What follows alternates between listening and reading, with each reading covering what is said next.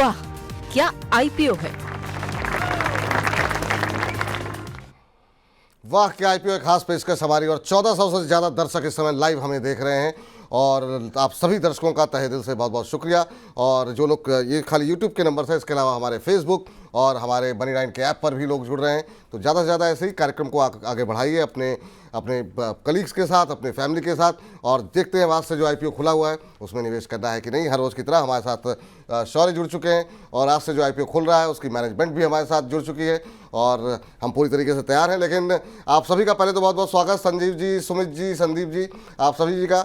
और आज की चर्चा हम शुरू करें, सवाल आपसे शुरू करें उससे पहले जरा शौर्य से समझ लेते हैं कि आपकी कंपनी करती क्या है, किस तरह के कारोबार में है। शौर्य बताइए जी। आज जो कंपनी आईपीओ खुल रहा है उसका नाम है एक्यूम्स drugs and pharmaceutical.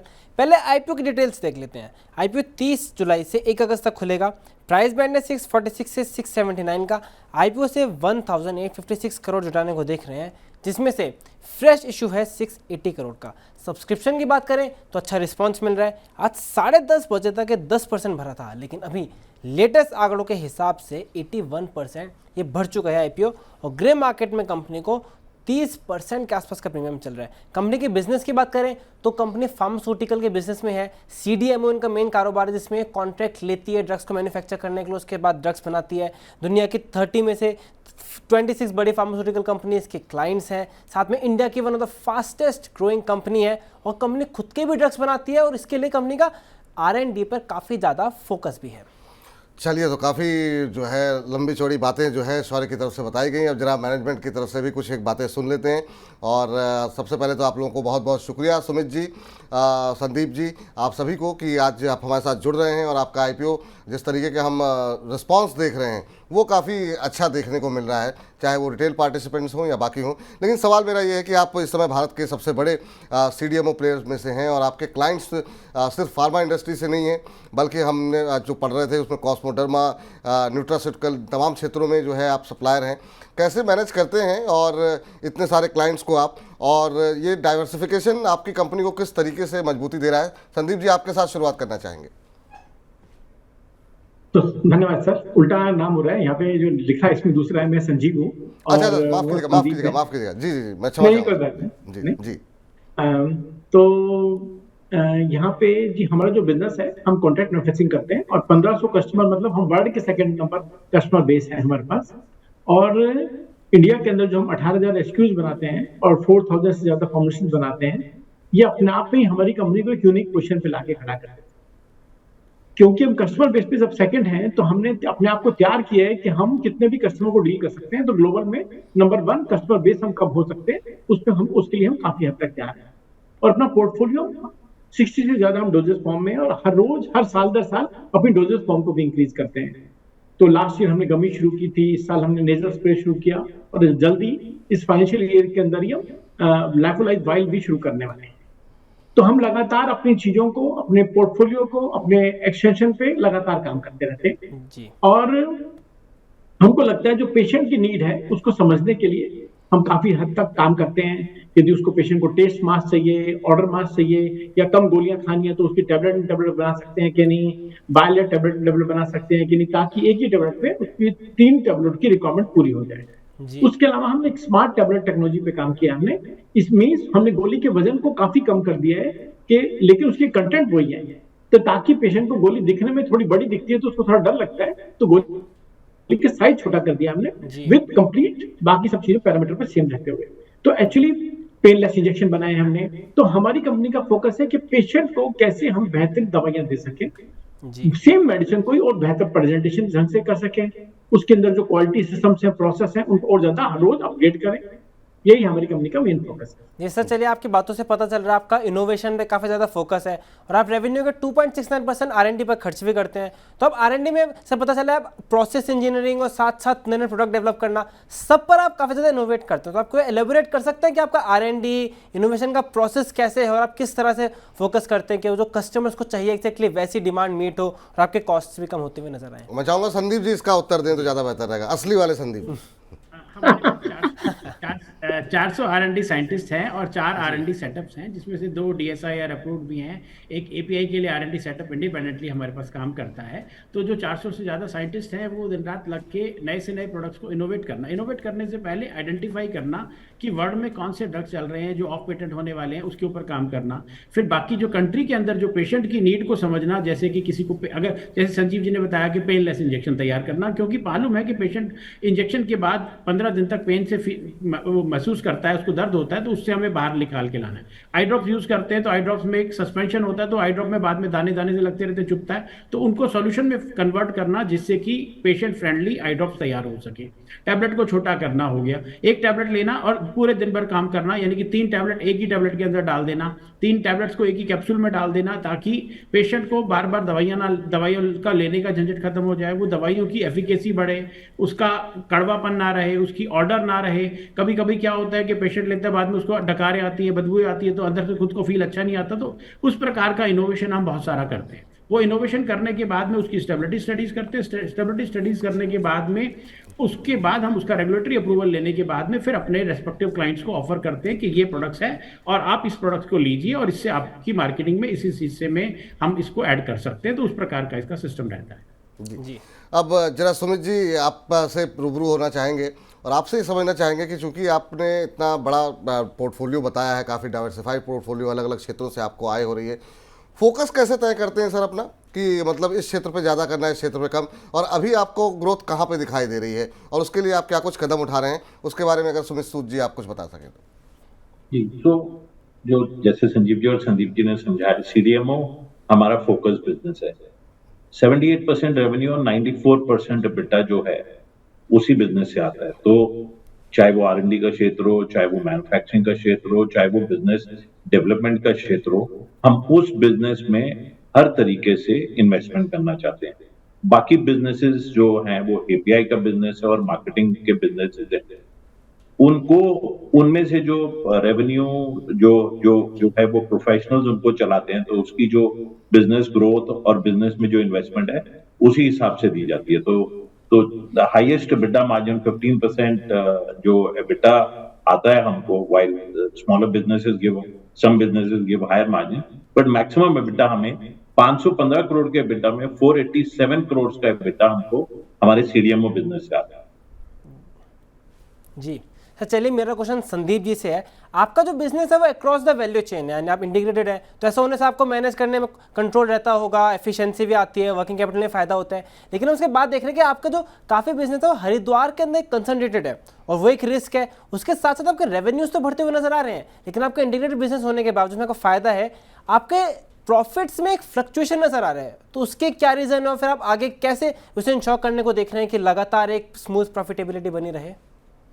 Ji, profit fluctuation को सुमित जी बताएंगे कि कैसे इसको हमें देखना चाहिए, क्योंकि इसमें पुट ऑप्शन की वजह से। बाकी अगर हम बात करें हरिद्वार की, तो हरिद्वार जो है वो safest place in the entire globe है, जहाँ पे कि 500-700 साल पुराने रिकॉर्ड्स आपको दिखाई देंगे, जो हैंड रिटन रिकॉर्ड्स अवेलेबल होते हैं। उस जगह पे हमारे कुछ ज़्यादा प्लांट्स हैं। उसके अलावा लेकिन ऐसा ही नहीं है, हमारा एक R&D सेटअप मुंबई में है, हमारा एक प्लांट कोटद्वार में है, 2 प्लांट बद्दी में है, 3 प्लांट हमारे 2 प्लांट पंजाब में है और 1 हरियाणा में है। तो पहले के इनिशियल प्लांट्स हमारे कुछ हरिद्वार में और बाकी सब जगह पे स्प्रेड आउट है। और हमारा जो सप्लाई चेन सिस्टम है, हमारा जो कंट्रोलिंग मैकेनिज्म सिस्टम है, इसके अंदर कॉर्पोरेट कल्चर है, चाहे वो हमारे पास जो टूल्स हैं, SAP हुआ, लिम्स हुआ, या इलेक्ट्रॉनिक क्वालिटी मैनेजमेंट सिस्टम है, तो वो हमारे को सपोर्ट करता है कि हम वर्ल्ड में कहीं पे भी अपना प्लांट लगाएं तो वो फुल फ्लेज उसको उसी तरीके से उसी कैपेबिलिटीज के साथ चला सकते हैं। तो रिस्क को हम काफ़ी हद तक कवर कर चुके हैं और अभी कोई ऐसा रिस्क बाकी नहीं है जिसको हम कहें कि ये एक सिंगल लोकेशन पे होने की वजह से है, क्योंकि हमारे पास बद्दी में भी बहुत बड़े बड़े प्लांट्स हमने लगा दिए। जी, चलिए आखिरी सवाल जानेंगे संजीव जी से। और संजीव जी काफ़ी लंबे समय से आपकी कंपनी जो है काफ़ी अच्छा काम कर रही है, लेकिन इधर हमने देखा हाल फिलहाल के अंदर, क्योंकि भारत से बहुत बड़ा निर्यात अमेरिका और बाकी जगहों पर भी दवाओं का हो रहा है, बहुत सारे लोगों ने ऑब्जेक्शन जताए हैं, बीच बीच में लगातार खबरें आती रहती हैं, भारत की तरफ से कुछ दवाओं को जो है में रोक लगाई गई। ये कैसे आप लोग इस पर क्रॉस चेक रखते हैं कि मतलब ऐसा ना हो, क्योंकि आपके भी कुछ क्लाइंट होंगे, क्या आपके किसी प्रोडक्ट पर ऐसी कोई उंगली उठी और इसको ऐसी उंगली ना उठे, चाहे वो अमेरिका से लेकर के और भारतीय बाजारों का नाम ना खराब हो, इसके लगे कैसे आप क्वालिटी चेक कैसे मेंटेन करते हैं सर? संजीव जी। संदीप जी। संजीव आप जी, संजीव जी सर आप ही जी। मेरे को हाँ सर, बोलिए बोलिए सर जी। तो मेरा ऐसा मानना है कि जो पहली बात तो यूएस बिजनेस में हम हैं, हम डोमेस्टिक, हमारा मेजोरिटी ऑफ बिजनेस डोमेस्टिक है और थोड़ा सा एक्सपोर्ट है, लेकिन जो क्वालिटी प्रोसेस है और हर रोज लर्निंग का प्रोसेस है। हमारे पास जो इंडियन और सारे मल्टीनेशनल कंपनीज हैं वो हमें जो लगातार सिखा रहे हैं वो हम अडॉप्ट कर रहे हैं, और जो जितनी भी नई प्रैक्टिस वर्ल्ड में होती है उसको हम अडॉप्ट करते हैं। एग्जाम्पल, हमने हार्मोन के प्लांट को 2010 में अलग कर दिया था, जो भी इंडिया के अंदर अलग प्लांट करने का नहीं बल्कि अलग सेक्शन करने का चलन है। हमने न्यूट्रा को भी 2010 में अलग कर दिया था, जबकि इंडिया के अंदर आज भी कॉमन लोग इकट्ठे बनाते हैं। तो हमारा फोकस हमेशा से ऐसे रहता है कि जो भी ग्लोबल प्रैक्टिसेस हो उसको हम और उससे साथ साथ पैरेलली हम इंडिया में अडॉप्ट कर लें ताकि हमको वो चैलेंजेस ना आए। जी सर, आप सभी लोगों का पहले तो बहुत बहुत धन्यवाद, और उम्मीद करते हैं जिस तरीके के सब्सक्रिप्शन के आंकड़े हैं, जैसे आप दवाएं बना रहे हैं, लोग आपकी दवाओं से मुनाफा भी कमाएं, जो आपके इन्वेस्टर्स आपके ऊपर भरोसा कर रहे हैं, और जब भी आपकी लिस्टिंग हो तो आप लोग एक बार फिर से हमारे साथ जुड़िएगा ताकि और डिटेल में हम आपके साथ बातचीत कर पाएँ आपके एक्सपेंशन प्लान को लेकर के। तो हमारी तरफ से बहुत बहुत शुभकामनाएं, मनी9 की तरफ से बहुत बहुत शुभकामनाएं। आज की इस चर्चा में संदीप जी आप जुड़े, सुमित जी जुड़े, संजीव जी, आप सभी का बहुत बहुत शुक्रिया। धन्यवाद। चलिए आगे बढ़ते हैं और जरा अरुण जी के पास चलते हैं। अरुण सर, आपसे जानना चाहेंगे, अभी आपने बातचीत सुनी हमारी और इस कंपनी के बारे में भी आपने अध्ययन किया होगा, अभी तक जो आंकड़े देखे हैं वो काफ़ी अच्छे दिखाई दे रहे हैं, आप कैसे देख रहे हैं, वैल्यूएशन कैसी लग रही है आपको सर? बिल्कुल जी, वैल्यूएशन के हिसाब से अगर देखें तो ओवरऑल कंपनी अच्छी फेयरली वैल्यूड है। ओवरऑल कंपनी के प्रॉस्पेक्ट्स भी अच्छे हैं, मैनेजमेंट भी काफी अच्छा साउंड नजर आ रहा है, और ओवरऑल ये कॉम्बिनेशन ऑफ आप कह सकते हैं फ्रेश इशू और ओवरऑल ओएफएस भी है, तो वो एक थोड़ा बहुत दिक्कत हो सकती है जो यूजुअली हमारे पैरामीटर में होता है, पर डेफिनेटली लिस्टिंग गेन्स और लॉन्ग टर्म दोनों के लिए अप्लाई करने की सलाह है। हो सकता है अच्छे लिस्टिंग गेन्स भी देखने को मिले, और लॉन्ग टर्म में भी मुझे लग रहा है कंपनी काफी अच्छा करना चाहिए, मैनेजमेंट साउंड नजर आता है। ओवरऑल जो भी पैसा ये रेस कर रहे हैं कंपनी के डेट कम करने में और एक्सपेंशन में ही इनका काम पैसा जाता हुआ नजर आ रहा है, तो डेफिनेटली लिस्टिंग गेन्स और लॉन्ग टर्म लिस्टिंग गेन्स हो सकता है थोड़े आपको कह सकते हैं पहले जैसे लिस्टिंग गेन्स आजकल देखने को नहीं मिल रहे, पर अगर मिनिमम लिस्टिंग गेन्स के लिए भी अप्लाई करना चाहे तो कर सकते हैं। लॉन्ग टर्म के लिए भी मुझे लग रहा है कंपनी काफी अच्छा कर सकती है।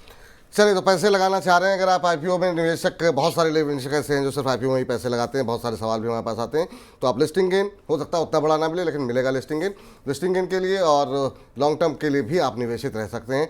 ब्रोकर्स क्या कुछ कह रहे हैं एक्यूम्स डेक्स को लेकर के, आनंद राठी रिसर्च कह रही है लंबी अवधि के लिए सब्सक्राइब करें, SMIFS की तरफ से कहा गया है कि सब्सक्राइब करें, स्टॉक बॉक्स कह रहा है सब्सक्राइब करें, मारवाड़ी फाइनेंशियल सर्विसेज की तरफ से भी सब्सक्राइब करने की ही सलाह यहाँ पर निकल करके आती हुई दिखाई दे रही है।